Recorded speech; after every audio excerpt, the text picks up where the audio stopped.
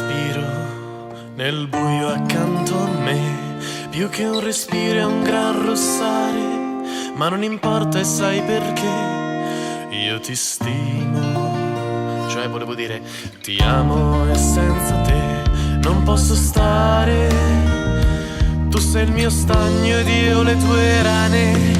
Viviana mi fa impazzire in questa foto qua scattata in Botswana, alla fontana della dogana mentre mangiavi una.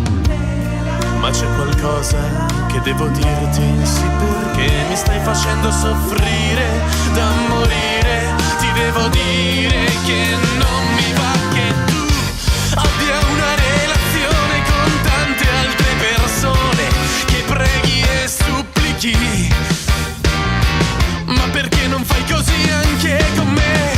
Mi sento una buccia di banana mangiata e poi gettata lontana. Viviana, sei una grande, grande, grande, grandissima pagana. E preghi il grande Giove dalle 6 alle 9 ogni mattina ed ogni sera. E in tutto questo tu non hai tempo per me. La tua attenzione è da un'altra parte, troppo impegnata a pregare Marte. E preghi il grande Giove sacrificandogli un bel bove ogni mattina ed ogni sera.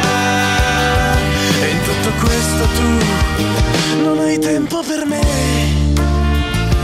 Pazientemente aspetto il mio turno, subito dopo Saturno.